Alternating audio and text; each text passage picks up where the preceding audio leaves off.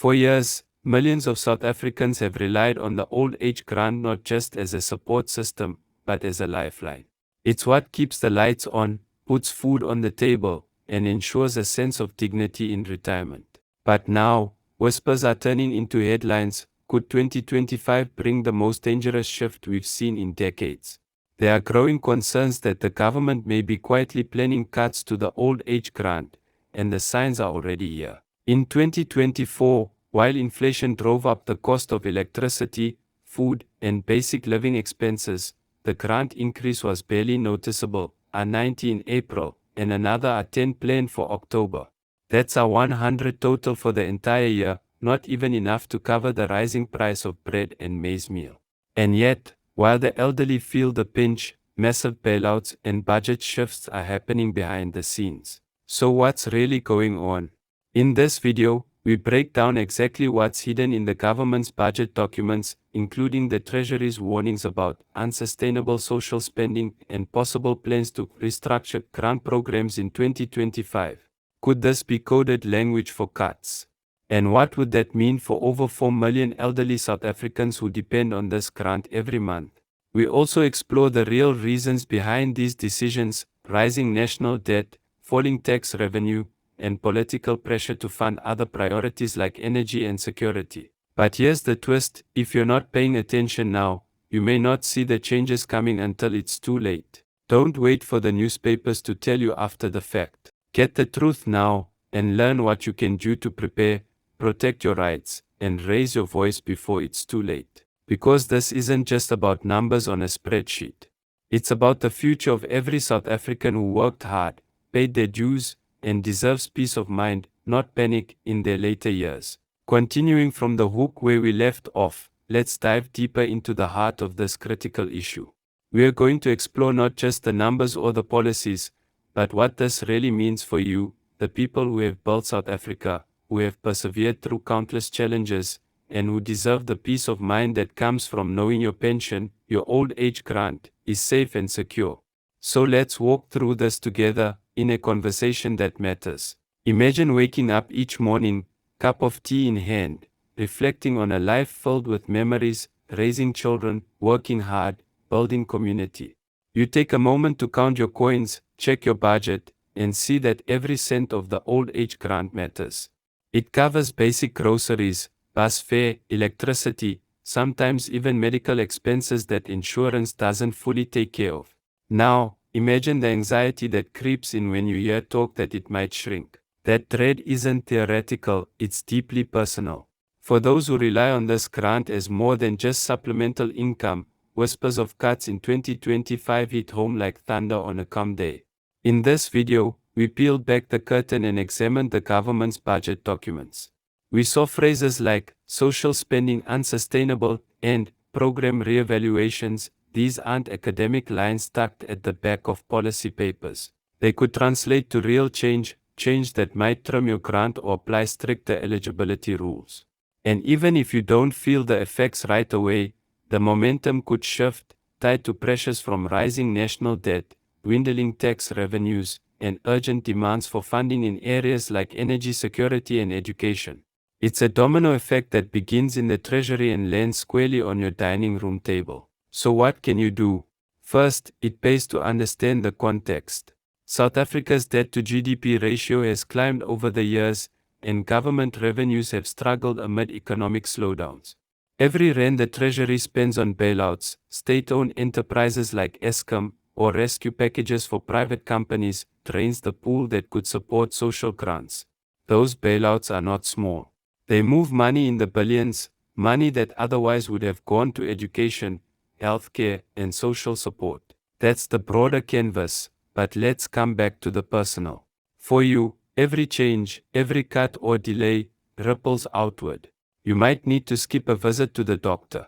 Or you might find yourself choosing between buying food and paying for transport to run errands or visit family.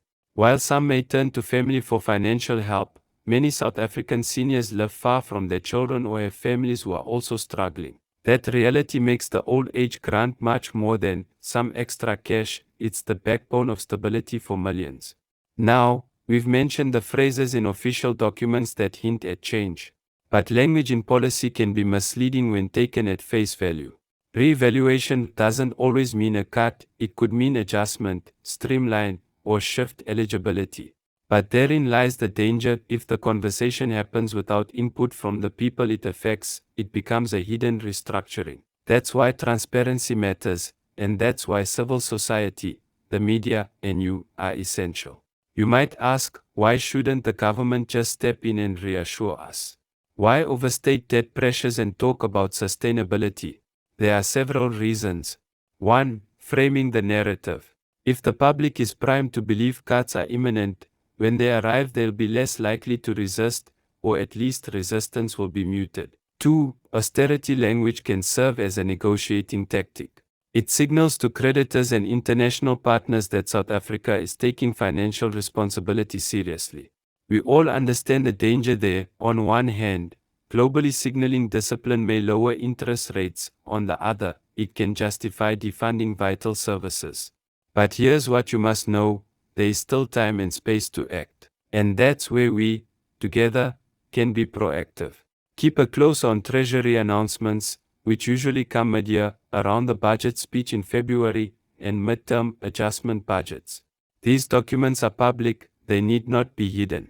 Learn to look for your keywords: old age grant, social assistance, means testing, and budget lines labeled under grant administration. While the documents might be dense, websites of civil society organizations often provide simplified briefings. Consider establishing or joining local monitoring groups that examine the budget and link up with organizations like Section 27 or the Treatment Action Campaign. They track social policy and can amplify your voice. They can also help you understand legal frameworks that ensure the government must adhere to its own procedures.